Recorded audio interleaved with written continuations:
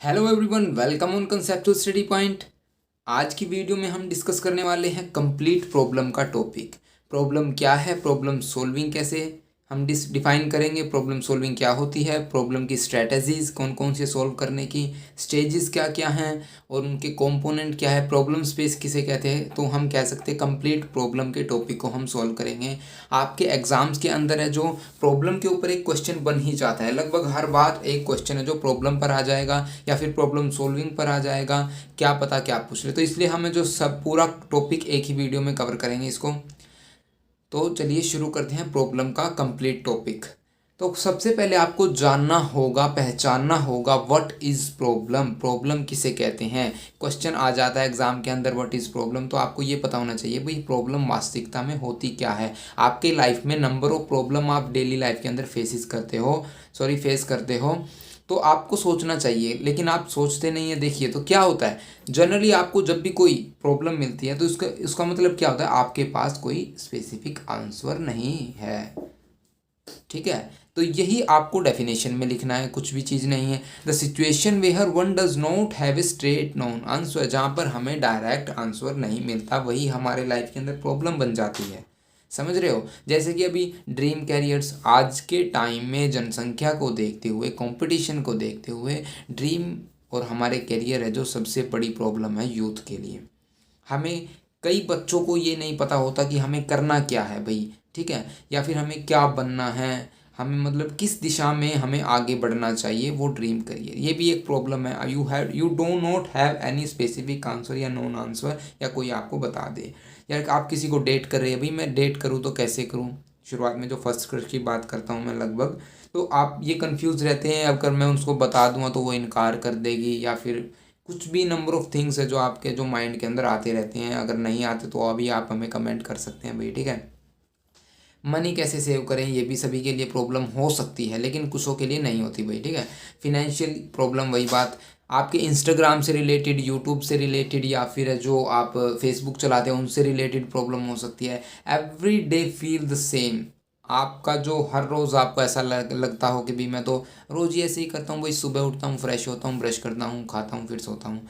तो ये भी एक प्रॉब्लम हो सकती है किसी के लिए। या फील स्ट्रेस्ड, या स्ट्रेस फील करना, ये भी एक प्रॉब्लम है। तो प्रॉब्लम के, आपको पता है भाई सभी के अंदर, सभी की लाइफ के अंदर है जो बहुत सारी प्रॉब्लम आप डेली फेस करते हो। आप भी हमें आपकी जो मेन प्रॉब्लम है उसको बता सकते हैं, ठीक है, आप हमें कमेंट कर सकते हैं। तो सबसे पहले आप बताइएगा हमें आपकी जो प्रॉब्लम कौन सी है, वेल डिफाइन है या इल डिफाइन है। तो यही मैं आपको बताना चाहता था। टाइप ऑफ प्रॉब्लम के अंदर दो टाइप की प्रॉब्लम होती है हमारे पास, एक तो वेल डिफाइन और एक इल डिफाइन। वेल डिफाइन प्रॉब्लम सभी के पास होगी भाई, ठीक है। इल डिफाइन प्रॉब्लम कोई कोई सोचता होगा, कोई कोई ना भी सोचे, इसमें कोई बड़ी बात नहीं है। तो वेल डिफाइंड प्रॉब्लम्स के अंदर कौन सी आ जाती है, मैथमेटिक्स प्रॉब्लम, जहाँ पर आपको एक पर्टिकुलर पाथ का पता होगा कि आप 2+2 करेंगे तो आप 4 बन जाएगा, ठीक है। या फिर है जो आप ट्रिग्नोमेट्री का यूज़ करके ये वाले फॉर्मूलाज निकाल सकते हो, ठीक है। या फिर आप स्टैटिस्टिक्स का यूज़ करके आप जो उसको जो स्टैटिस्टिक्स के एग्ज़ाम को क्लियर कर सकते हो। ये कुछ है जो वेल डिफाइंड प्रॉब्लम है, एक स्पेसिफिक पाथ है जिस पे आप चलोगे तो आप है जो संस्वर तक पहुंच जाओगे। सेविंग मनी, ये भी एक वेल डिफाइंड प्रॉब्लम है। लेकिन इल डिफाइंड कौन सी है भाई, जैसे कि पीस इन द वर्ल्ड, अभी संसार में शांति कैसे लेके आए। आपने देखा होगा जब आप रोड पर चलते हैं तो वहाँ पर नंबर ऑफ ट्रैफिक्स होते हैं, ठीक है, तो वो क्या करते हैं, जरा सी खरोच लगी नहीं मारने काटने को दौड़ पड़ते हैं भाई, ठीक है। तो वहाँ पर कोई सब्र ही नहीं है लोगों को, अब लोगों में शांति कैसे लेके आई जाए, ठीक है। ठीक है, तो वो ये सभी क्या प्रॉब्लम है, ये इल डिफाइन प्रॉब्लम है, जो कि वर्ल्ड के अंदर मतलब पूरे संसार में हम शांति कैसे लेके आए, कैसे लोगों को प्रेम सिखाएं।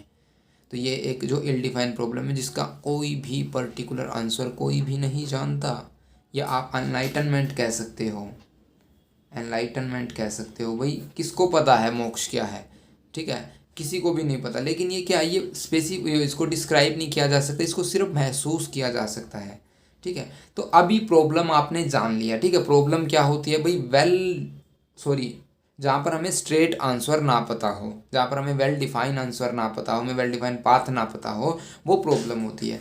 अभी प्रॉब्लम आपको लग गई पता, अब जो आप प्रॉब्लम सॉल्व कैसे करेंगे। तो प्रॉब्लम सॉल्विंग किसे कहते हैं, देखिए हमने ना नोट्स बना रखे हैं, आप टेलीग्राम से इनको फ्री एक्सेस कर सकते हैं, आप अपने एग्जाम के अंदर as it is write down कर सकते हैं, ठीक है।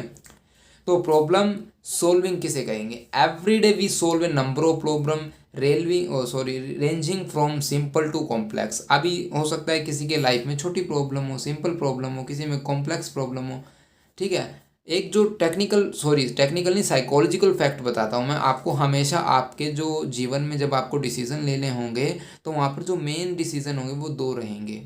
जैसे हम कहते हैं ना, एक सिक्के के दो पहलू होते हैं, या तो आप हेड चुनिए या आप टेल चुनिए। आपको एक चुनना होगा, और वो जो आप जो डिसीजन मतलब जो आप चूज करोगे वही आपके पाथ को डिस्क्राइब करेगा, और वो पाथ आपके फ्यूचर को डिस्क्राइब करेगा। ये आप है जो बात ध्यान रखिए, ठीक है। इसलिए जो सबसे पहला जो चूज़ जो हम करते हैं वहीं पर आपको सोचना समझना होगा, क्योंकि ये आपके पूरी लाइफ या पूरे फ्यूचर को डिफाइन करेगा, ठीक है। तो हमारे लाइफ के अंदर नंबर ऑफ प्रॉब्लम्स है। कुछ प्रॉब्लम है जो कम समय ले लेती है और कुछ प्रॉब्लम ज़्यादा समय ले लेती है सॉल्व होने के लिए। तो अभी टाइप ऑफ प्रॉब्लम हमने जैसे कि पढ़ लिया है, वेल डिफाइन, इल डिफाइन होते हैं, जहाँ पर हमें क्लियर गोल्स मिलते हैं, स्पेसिफिक पाथ होता है, क्लियर विजिबल ऑब्स्टेकल्स, हमें जो बाधाएं हैं हमारे रास्ते के अंदर आने वाली वो हमें साफ दिखेंगी, तो वो वेल डिफाइंड प्रॉब्लम होगी। इल डिफाइंड प्रॉब्लम है जहाँ पर हमारे पास क्लियर गोल नहीं है, क्लियर सोल्यूशन नहीं है, या फिर जो हमारे पास कुछ भी नहीं है भाई, हमारे पास नो नॉलेज, हम नील हैं, बिल्कुल बिल्कुल खाली, बोलते हैं ना जीरो, हम वो हैं। तो कैटेगरी है हमारे पास प्रॉब्लम की कैटेगरी हमारे पास तीन तरह की। अरेंजमेंट, आपने सिटिंग एंड अरेंजमेंट पढ़ा होगा, इस तरह की, मतलब एक एग्जांपल है ये, मतलब स्पेसिफिक ये नहीं भाई वही प्रॉब्लम की बात कर रहा हूँ मैं, ये सिर्फ एक एग्जांपल आपको समझाने के लिए, याद कराने के लिए, ठीक है। अभी अरेंजमेंट में देखिए, जैसे कि हमने यहाँ पर वर्ड लिखा है LEPAP, आप इसको अरेंज करिए इन वर्डों को और एक मीनिंगफुल वर्ड क्रिएट करिए। जैसे कि यहाँ पर हमने किया एप्पल, तो ये किससे रिलेट करेगा? ये अरेंजमेंट कैटेगरी के अंदर आ जाएगा प्रॉब्लम की, जहाँ पर हमें जो it require that arranging element in way that fulfil certain criteria, एक क्राइटेरिया को फुलफिल कर देगी या फिर हमारा जो डिजायर्ड रिजल्ट आ जाएगा, ठीक है। इंड्यूसिंग स्ट्रक्चर किसे कहेंगे? जहाँ पर हम क्या कर रहे हैं, रिलेशनशिप निकाल रहे हैं दो चीज़ों के बीच में। अभी हमने एग्जांपल क्या लिखा है यहाँ पर, पाइनएप्पल का और है जो कैबेज का। अभी पाइनएप्पल क्या है? फ्रूट है, आप सभी को पता है पाइनएप्पल, लेकिन कैबेज क्या है? वेजिटेबल है। जिसको नहीं पता है वो भी कमेंट करिए हमें कि आपको भाई अब तक क्यों नहीं पता, ठीक है। तो some problems involve finding relationship between, जो रिलेशनशिप निकालती है वो कौन सी कैटेगरी होती है? हमारी इंड्यूसिंग स्ट्रक्चर, जो कि प्रॉब्लम की सेकंड कैटेगरी होती है।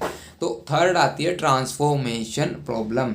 ये देखिए बहुत ही बेस्ट एग्जांपल है और बहुत ही मज़ेदार एग्जांपल। अभी क्या है इसके अंदर, एक मैन है, ठीक है, उस मैन के पास क्या है, एक तो लोमड़ी है भाई, देखिए मेरी ऐसी ही डिज़ाइन है, आप ये लगा लीजिए, ठीक है। और एक ये तो मुर्गी, अरे ये यही मुर्गी बन गई हमारी, तो ठीक है। तो क्या होता है, एक तो फोक्स है उसके पास, एक मुर्गी है या मुर्गा जो भी है, और एक है जो उसके पास ग्रेन का टब है, अनाज का टब है उसके पास एक बोट है भाई, ठीक है, एक बोट है। अब इसको क्या करना है, एक जो नदी के उस पार जाना है, इस बोट के अंदर सिर्फ ये दो व्यक्ति ही जा सकते हैं एक टाइम में, ठीक है। तो वो कैसे इस रिडल को सोल्व करेगा, कैसे इस पहेली को सोल्व करोगे आप बताइए। इसके अंदर यही क्वेश्चन है, in which a man has take his fox, his chicken and a tub of grain across a river in a boat, the boat will hold only him and two of his possessions. या boat दो को सिर्फ लेकर है जो सवारी कर सकती है एक टाइम में, तो कैसे उस रिडल को सोल्व करेगा? अगर वो मान लीजिए अपनी जो चिकन को और इसको एक साथ छोड़ देगा तो चिकन इसको खा लेगा, अगर इसको जो फोक्स को और इस चिकन को छोड़ दिया तो ये एक साथ इसको खा लेगा, ठीक है। लेकिन जा सकते हैं सिर्फ ये दो ही। तो ये जो एक रिडल है आप सोल्व करिए और हमें कमेंट करके बताइएगा, हम इसको नेक्स्ट वीडियो के अंदर डिस्कस करेंगे, ठीक है। तो ये था हमारा ट्रांसफॉर्मेशन प्रॉब्लम।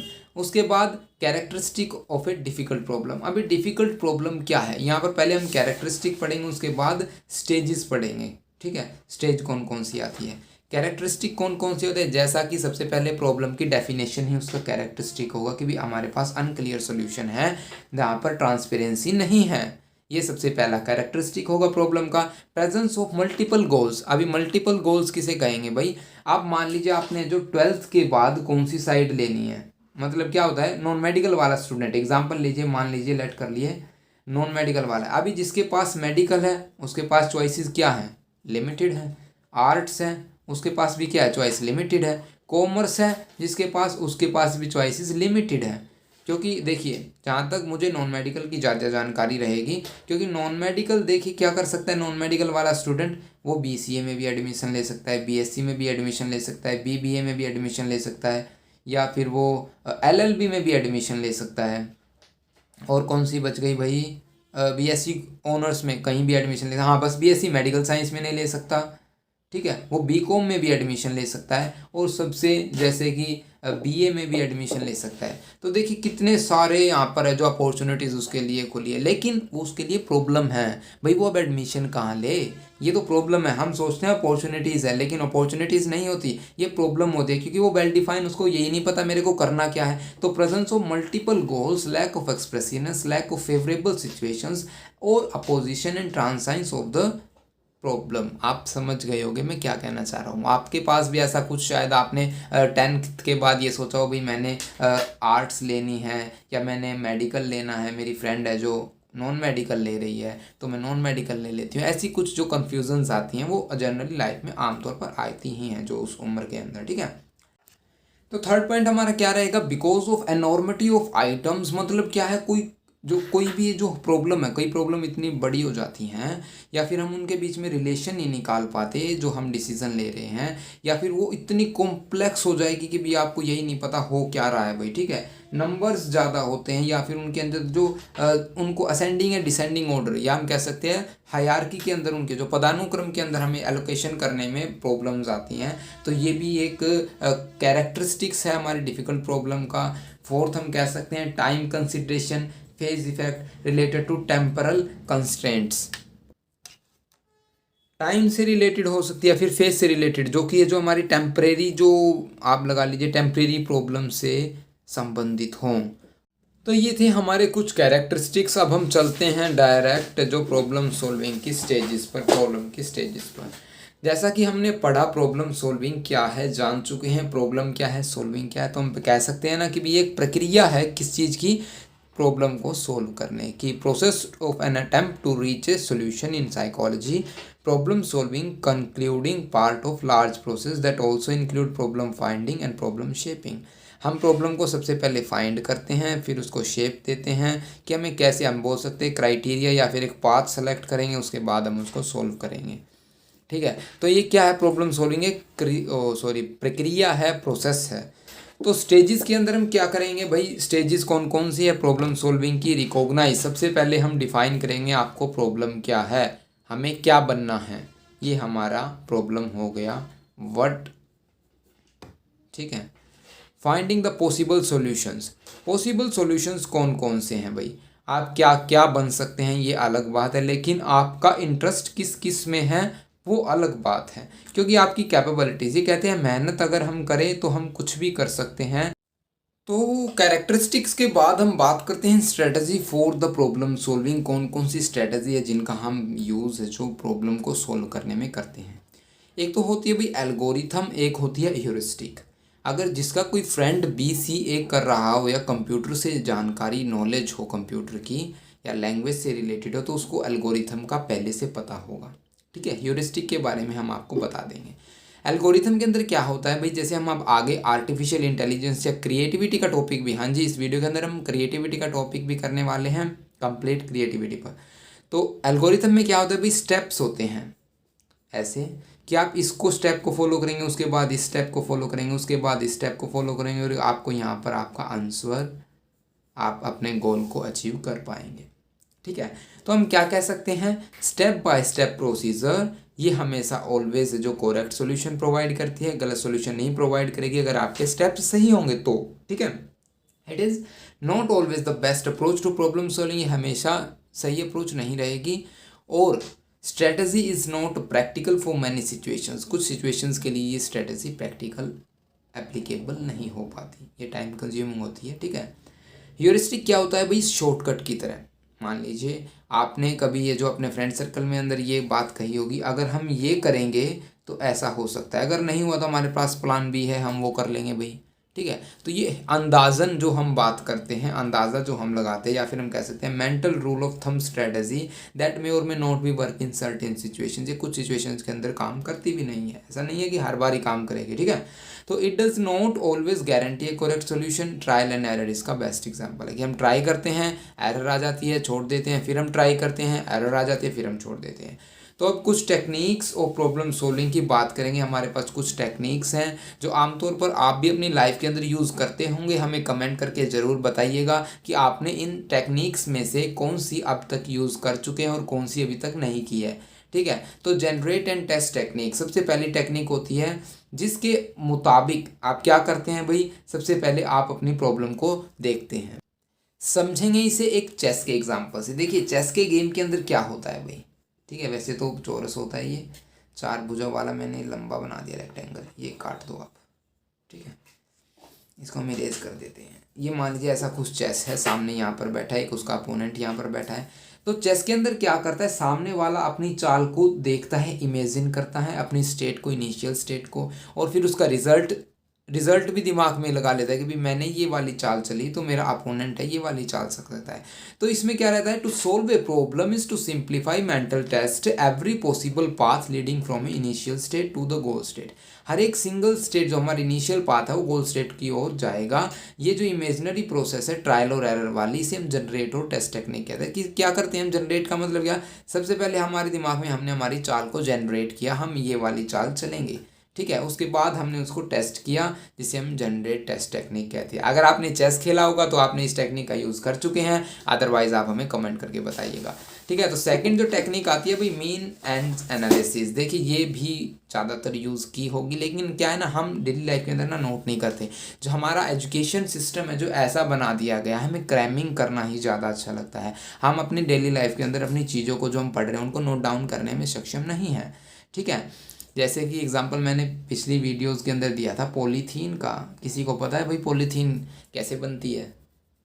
अगर नहीं बनती तो आप यूट्यूब से भी चेक कर सकते हैं, और हमने भी हमारे वीडियोस के अंदर बताया है, ठीक है, कि पॉली इथीन्स, नंबर ऑफ इथीन्स के जब पॉलीमर को हम जोड़ देते तो वो इथीन, साइंटिफिक लैंग्वेज में बता रहा हूँ आपको, ठीक है।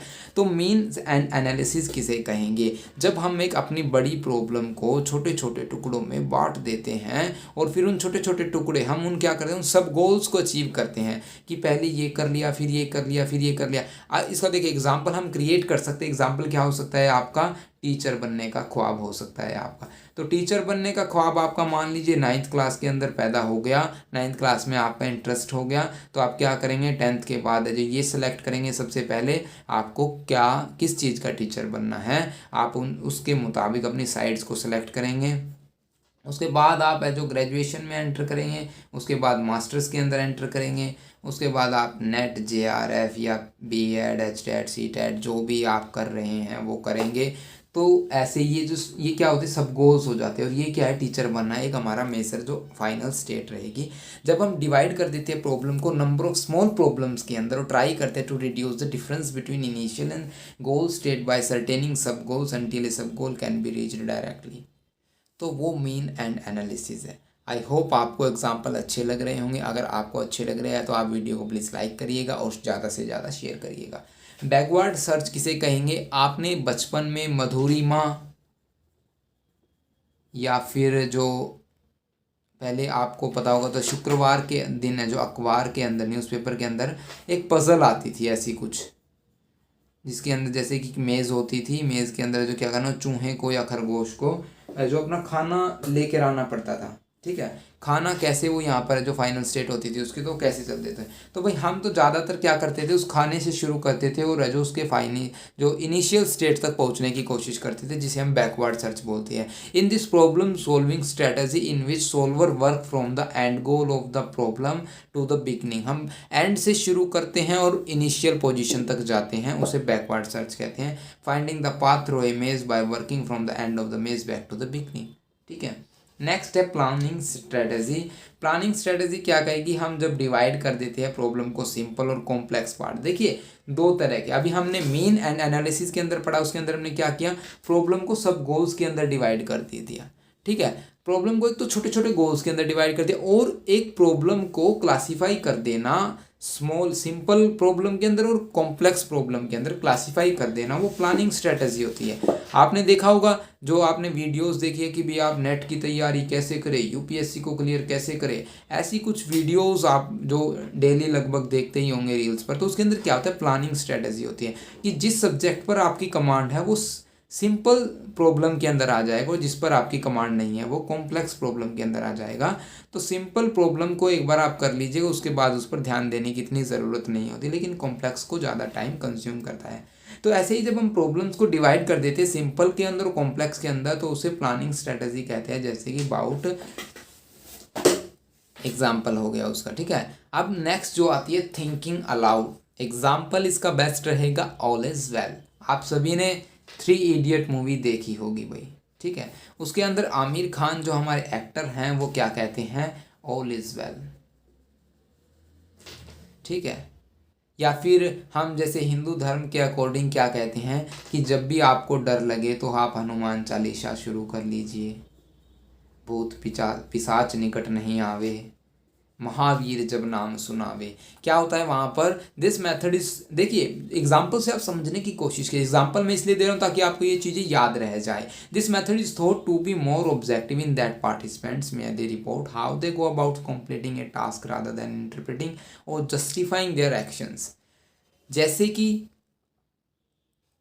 क्या कहते हैं हम सभी कि मैं कर सकता हूँ, आई कैन डू इट।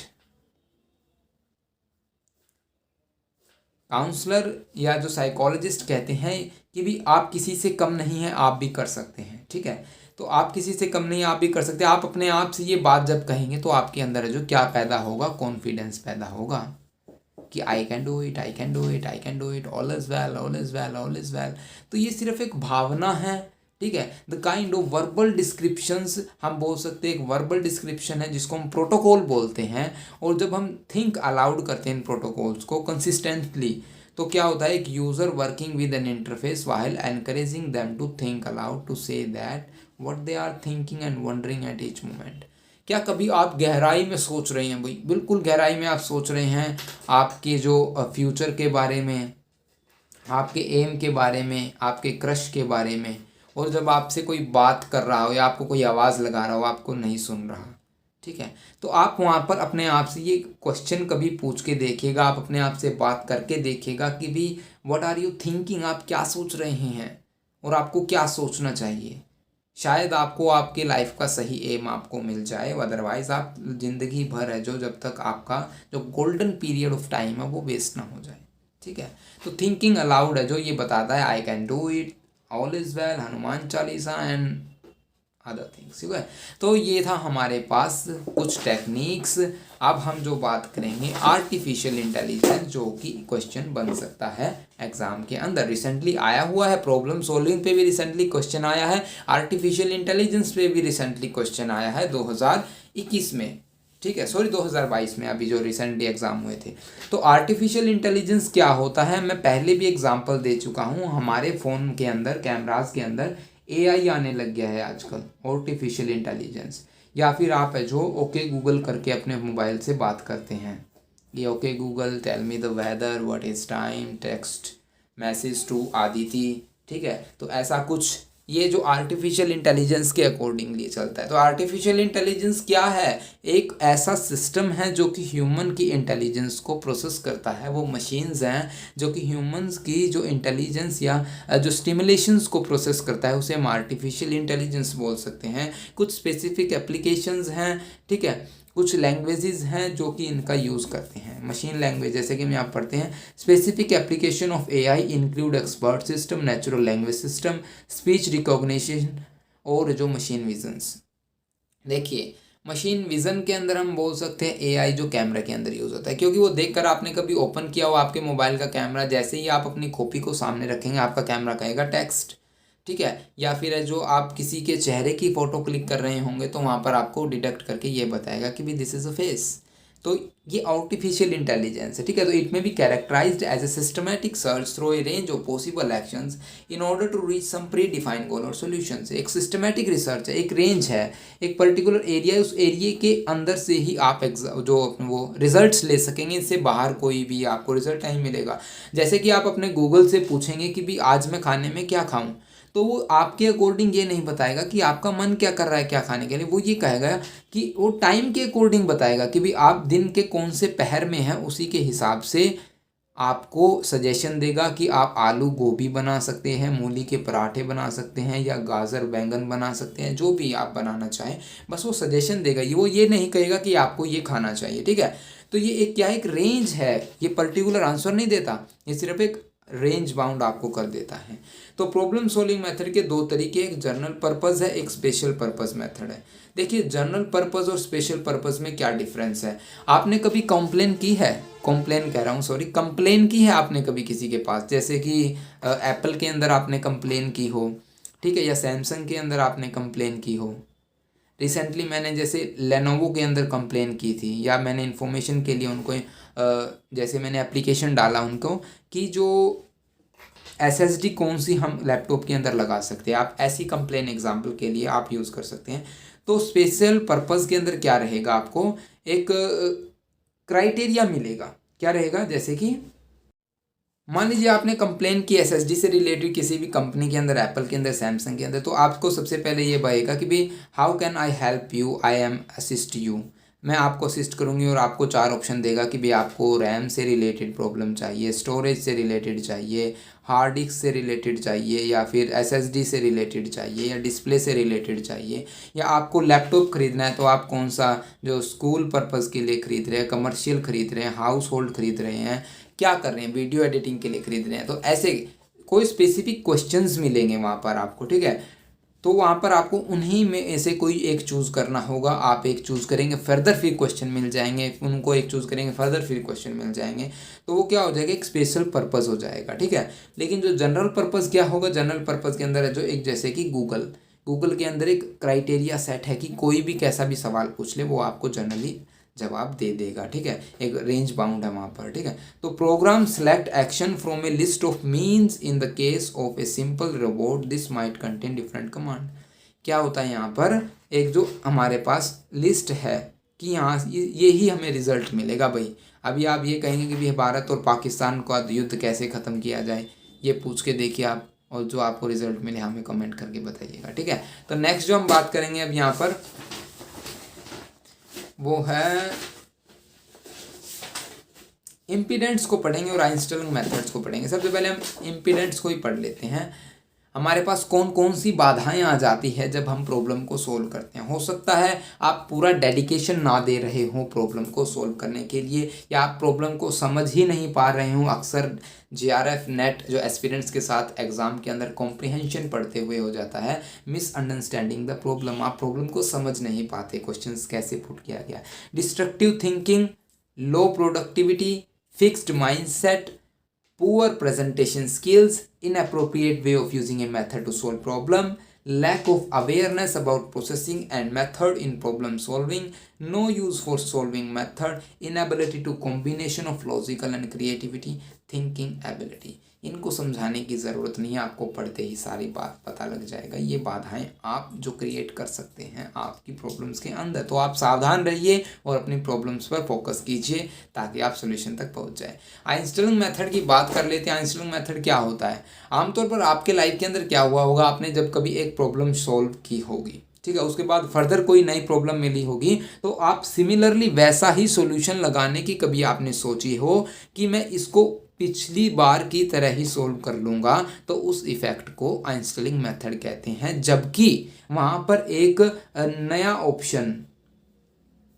आपको एग्जिस्ट करता है, नया तरीका एग्जिस्ट करता है उस प्रॉब्लम को सॉल्व करने के लिए, उसे आप यूज़ नहीं करते। That is the Einstein method. He refer a person predisposing to solve a given problem in a specific manner ever thought better or more appropriate method of solving the problem exist. जो problem exist कर रही है वहाँ पर एक जो better और बेहतरीन आपके पास ऑप्शन मिल जाएगा, मेथड मिल जाएगा उसको सोल्व करने के लिए, time after time we act from a solitary viewpoint or decide that has worked previously rather than investigating or our surrounding to search out elective course of activity.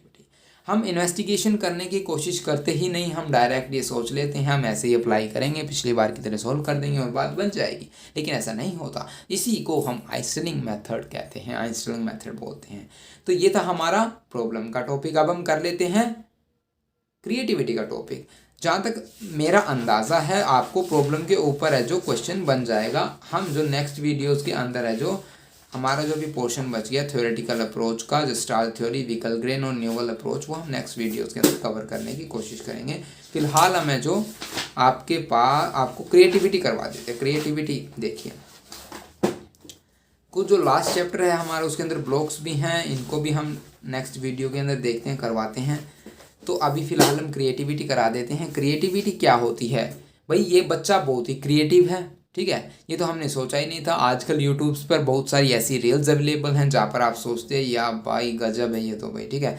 तो ऐसा वो creativity क्या होती है, जब आमतौर पर आप क्या सोचते हैं ये काम करने का तरीका ये है। जैसे कि एक बार जो सुभाष चंद्र बोस, तो अंग्रेजी हुकूमत ने पूछा भाई सुभाष चंद्र बोस जी कौन सा काम नहीं कर सकते, तो वहाँ से पता चला भी ऐसा काम है ही नहीं, ऐसा कोई काम नहीं है जो सुभाष चंद्र बोस नहीं कर सकते। तो सुभाष चंद्र बोस जी को बुलाया गया और अंग्रेजी सरकार के अधिकारी ने कहा कि रिंग निकाल कर रख दी टेबल पर, क्या आप इसमें से निकल सकते हैं कि सुभाष चंद्र बोस इसमें से निकल के दिखा दें।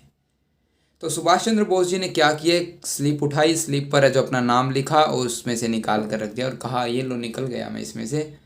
तो मेरे कहने का मतलब है unexpected way of defining solving a problem, कुछ अलग ही तरीका जो कि एक्सेप्ट ही नहीं किया गया हो कि ऐसा भी कुछ हो सकता है। जैसे कि आजकल ड्राइंग आपने देखी होगी, पेंटिंग आपने देखी होगी, ठीक है, तो उसके अंदर क्या होता है कुछ ऐसे अनोखे तरीके से पेंटिंग्स बना दी जाती है, आप ये सोचते हैं भाई ये क्या है, ऐसे कैसे बन सकता है। तो वो क्या है, अनएक्सपेक्टेड वे है, वो क्रिएटिविटी है। आजकल बच्चों में काफ़ी क्रिएटिविटी बढ़ रही है, ठीक है। तो ये क्या है, ये पार्ट हो सकता है प्रॉब्लम सॉल्विंग का, लेकिन ऐसा नहीं हो सकता कि हर एक प्रॉब्लम का सॉल्यूशन कोई क्रिएटिविटी को जन्म दे, ठीक है। प्रॉब्लम सॉल्विंग अक्सर क्या होता है, refer to one skill in determining the means which to achieve specific problem. जहाँ पर हम स्पेसिफिक प्रॉब्लम को सोल्व करते हैं वो प्रॉब्लम सॉल्विंग हो जाएगी। वो क्राइटेरिया और प्रक्रिया हम बोल सकते हैं। क्रिएटिविटी क्या है, वो कोई सी भी हम स्पेशल कोई प्रॉब्लम को सोल्व नहीं करते होते, वो बस क्या होता है अलग ही तरीका होता है। जैसा कि मैंने ऊपर बताया, हम क्या कह सकते हैं, रिकॉग्नाइज आइडियाज़ जनरेट जो होती है creativity, tendency to generate recognise ideas, alternatives, problem को जो सोल्व करने के तरीके हैं उनके अलग अलग तरीकों को हम अल्टरनेटिव बोल सकते हैं। पॉसिबिलिटी जिसके अंदर है जो वो प्रॉब्लम को सोल्व करने में मददगार होंगे, कम्युनिकेशन के अंदर मदद करेंगे, या फिर हम खुद भी एंटरटेन होंगे और दूसरों को भी एंटरटेन करेंगे, ठीक है। तो क्रिएटिविटी का जो मेन जो क्या है, सोर्स क्या है, डाइवर्जेंट थिंकिंग। भाई हमारे पास ये पॉइंट है और हमारे पास डाइवर्जेंट थिंकिंग, हमारे पास नंबर ऑफ थिंग्स है टू अचीव गोल्स को अचीव करने के लिए, ठीक है, तो वो क्रिएटिविटी कहलाएगी। अब हम बात करते हैं इन्वेस्टमेंट थ्योरी ऑफ क्रिएटिविटी की। देखिए जो स्टर्नबर्ग ने इसके अंदर 6 सोर्स बताए थे, intelligence, knowledge, thinking style, personality, motivation and environment, ठीक है। देखिए ये चीज़ें ना कैसे अफेक्ट करती हैं, कैसे मतलब ये चीज़ें ज़रूरी होती हैं, ये सोर्स हैं जो आपकी क्रिएटिविटी के अंदर जो हेल्प करती हैं। इंटेलिजेंस पे बात करते हैं सबसे पहले। इंटेलिजेंस सिर्फ देखिए, इंटेलिजेंस ज़रूरी नहीं है, मतलब सफिशिएंट नहीं बोल सकते हम, ज़रूरी है लेकिन सफिशिएंट नहीं है क्रिएटिविटी के लिए। उसके साथ साथ हमें क्या देखना होगा, हमें जो कैसे प्रॉब्लम को देख रहे हैं, हमारा पॉइंट ऑफ व्यू क्या है, हम कैसे जो वो तरीके को पहचान रहे हैं। जैसे मैंने बताया था अभी क्रिएटिविटी का जो क्या है, जब हम अल्टरनेटिव्स हमारे पास पाथ होते हैं सोल्यूशन तक पहुंचने के, तो आप ये देखिए कि भी कौन सा जो पाथ है बेटर रहता है पहुंचने के लिए। जैसे गूगल मैप आपको शॉर्ट वे दिखाता है, आपको सबसे छोटा रास्ता दिखाता है कहीं पर भी जाने के लिए, तो ऐसे ही इंटेलिजेंस के साथ साथ हमें ये देखना होगा कौन सा आइडिया जो काम करेगा। और थर्ड पॉइंट वो है कि हम कैसे लोगों को प्रोत्साहित करते हैं उनकी क्रिएटिविटी के लिए। तो ability to see problem in new ways, recognise which idea are worth pursuing and which are not, ability to persuade other that one's ideas are creative. Okay, knowledge के अंदर अभी देखिए नॉलेज कई बार क्या होती है, अफेक्ट कर देती है हमारी क्रिएटिविटी को। अब मान लीजिए आपको नहीं पता, अगर कोई भी व्यक्ति है नहीं जानता तो उसे सीखना चाहिए उसके बारे में, उस फील्ड के बारे में। ऐसा नहीं होना चाहिए कि जो उसकी प्रीवियस नॉलेज है वो दुविधा क्रिएट कर दे, उसके माइंड में कन्फ्यूज़न क्रिएट कर दे एज कंपेरिजन टू जब उसके हेल्प करने की बजाय। तो यहाँ पर एक इंपॉर्टेंट पॉइंट यही है, one need to decide to use one past knowledge but also decided not to let the knowledge become a hindrance rather than a help. वो हेल्प की बजाय वहाँ पर है जो हिंड्रेंस क्रिएट नहीं करनी चाहिए अपने माइंड के अंदर उस नॉलेज को। तो इस तरह की नॉलेज रखनी चाहिए हमें। थिंकिंग स्टाइल क्या होना चाहिए, पहले ही बताया था, डाइवर्जेंस थिंकिंग स्टाइल होना चाहिए, ठीक है। तो to be creative every person has to be preference for thinking style in a novel ways. बिल्कुल नए नए तरीक़ों से हमें सोचना चाहिए, हमें चूज़ करनी चाहिए हमारी थिंकिंग स्टाइल को। वी हैव सीन, हमने क्या देखा है, आपने भी आपके जो लाइफ के अंदर देखा होगा, कई बार हम देखते हैं भाई ये जो पर्सन है इतना दुखी क्यों है, मतलब ये इस वाले रास्ते से क्यों नहीं गया, इतने ये वाला लंबा रास्ता क्यों चूज़ किया। या फिर हम बोल सकते हैं कि ये इस प्रॉब्लम को ऐसे भी सॉल्व कर सकता है इसकी बजाय, ठीक है। तो यही यहाँ पर कहना चाहते हैं, कई बार क्या होता है किसी एक प्रॉब्लम के सॉल्यूशन तक पहुँचने के लिए कई लोग यहाँ से जाने का कोशिश करते हैं, कई यहाँ से इसको सॉल्यूशन इसका निकालने की कोशिश करते हैं, और कई जो क्रिएटिव होते हैं वो बीच में से निकलेंगे भाई, बिल्कुल ठीक है, शॉर्ट तरीका। ऐसा ही यहाँ पे लिखा, we have seen people have ability to form their own path but simply prefer not. क्या करते हैं वो जो हमने पहले ही जो हमारे एक्सपीरियंस है उन्हीं के बेस पर उस नई प्रॉब्लम को भी सोल्व करने की कोशिश करते हैं, जबकि नई प्रॉब्लम है तो नया सोल्यूशन भी साथ के साथ क्रिएट हो जाता है अक्सर। तो पर्सनैलिटी कैसी होनी चाहिए भाई, आपके अंदर ना इच्छा होनी चाहिए ग्रो करने की, रिस्क लेने की, ओवरकम करने की, ऑब्स्टेकल्स को जो बाधाएं आपके रास्ते में आने चाहिए, टॉलरेट करने की, एम्बिग्यूटी होनी चाहिए, प्रेजर्वेंस होनी चाहिए, और आप जो फुल ऑफ करेज होने चाहिए, ठीक है। तो ये आपकी पर्सनैलिटी में होगा तो आप शायद क्रिएटिव हो सकेंगे, ठीक है। तो मोटिवेशन देखिए कैसे कितना ज़रूरी है। मोटिवेशन वो भी इंटरनल ना कि बाहरी। जो बाहरी मोटिवेशन होता है वो किस प्रकार का होगा, मान लीजिए प्रोमिस, जो आपको है, जो मान लीजिए आपके पेरेंट्स कहते हैं कि भी आप स्कूल जाओगे तो आपको है जो मैं चॉकलेट दूंगी या चॉकलेट दूंगा, या फिर मैं बिस्किट दिला दूंगी, dress, toys, number of things जो कि मम्मी पापा आजकल दिला देते हैं बच्चों को स्कूल जाने के बहाने से। तो या फिर पनिशमेंट की आपको डांट लगेगी, चाटा लग जाएगा, या फिर dictate from the superior in competition, या आप है जो बच्चों के अंदर है जो कंपटीशन की भावना क्रिएट कर देते हैं कि भाई तेरे जो फ्रेंड है वो ज़्यादा पढ़ रही है भाई, तो तू उससे ज़्यादा पढ़ ले। तो ऐसे ये तो होते हैं बाहरी जो कि ज़्यादा काम नहीं करते, लेकिन इंटरनल मोटिवेशन जो ज़्यादा आपको क्रिएटिव बनाने की कोशिश करेगा। इंटरनल मोटिवेशन ही क्रिएटिविटी पैदा करता है। Intrinsic motivation is defined by an individual who engage in an activity for its आउन सेक। वो सिर्फ खुद के लिए लगा होता है, फोकस करता है चैलेंजेस पर, वो इन्जॉय करता है अपने वर्क को, अपने काम के को जो इन्जॉय कर रहा है वो अंदर से मोटिवेटेड रहता है। एनवायरनमेंट कैसे है, अभी आप अंदर से तो मोटिवेटेड है, आपने क्रिएटिव काम भी कर दिया, आप क्रिएटिव हो, तो आप जो कर रहे हैं उसको क्या करेंगे, एक्सेप्ट भी तो करेगी ना सोसाइटी आपकी। जब आपकी सोसाइटी उसको एक्सेप्ट करती है, ये देखती है बच्चा जो चेंज लेकर आना चाहता है वो चेंज आ रहा है, तो एनवायरनमेंट यही मदद करता है। Creativity can not occur without a supportive or rewarding environment के बिना क्रिएटिविटी एग्जिस्ट नहीं कर सकती। A supportive environment complete the creative process. वो जैसे आपने कम्युनिकेशन के अंदर पढ़ा होगा कि जो कम्युनिकेशन कब कंप्लीट होता है, जब हमें फीडबैक मिल जाता है, अंडरस्टैंड। तो creative process by accepting the recognise product or is creative only with support from peers and rewards for creative productions. तो आप समझ गए होंगे यहाँ पर हमने जो ये 6 सोर्स यहाँ पर पढ़े हैं, इन्वेस्टमेंट थ्योरी है ये क्रिएटिविटी की। उसके बाद हम करते हैं स्टेजेस पर चलते हैं भाई। स्टेजेस कौन कौन सी है जो क्रिएटिविटी के अंदर स्टेजेस आते हैं। देखिए एक इंटरेस्टिंग टॉपिक है, जब भी कोई क्रिएटिविटी करने की कोशिश करता है तो उसके अंदर ऐसी स्टेज आते हैं। सबसे पहली तो बात है वो अपनी प्रॉब्लम को डिफाइन करेगा। देखिए जिसे हम ओरिएंटेशन कहते हैं, प्रिपरेशंस। अभी उसको जब प्रॉब्लम क्लैरिफाई हो जाए कि भी ये हमारी प्रॉब्लम है, तो उसके बाद वो तैयारी करेगा किस चीज़ की, उसको सोल्व करने की। उसका जो माइंड है जो सैचुरेशन लेवल पर चला जाएगा सोच सोच के। जब भी आपकी लाइफ के अंदर कोई प्रॉब्लम आती है, आप अगर उसको नए तरीके से सोल्व करना चाहते हो, आपका माइंड अलग अलग तरीके निकालता है। भाई अगर ये वाला ऐप्स है जो मोबाइल में काम नहीं कर रहा, तो वहाँ पर नंबर ऑफ़ ऐप है जो अवेलेबल है गूगल प्ले पे या आईफोन जो प्ले स्टोर होता है उस पर। तो वहाँ से आप देखते हैं अगर ये काम यहाँ से नहीं बन रहा तो वहाँ से, तो वहाँ पर क्या होता है, प्रिपरेशन शुरू हो जाती है। और इनक्यूबेशन इफेक्ट, जब सारे ही हमारे हथकंडे फेल हो जाते हैं, हम बोल सकते हैं हमारे सारे प्रयास फेल हो जाते हैं। Most of major problem produce a period during which all attempt solution will fail. और उस समय हम क्या करते हैं, हमारे जो विचार है वो सब कॉन्शियस लेवल पर चले जाते हैं। हमारा दिमाग नहाते वक्त यही सोचेगा, ठीक है, खाते वक्त यही सोचेगा, चलते वक्त, फिरते वक्त।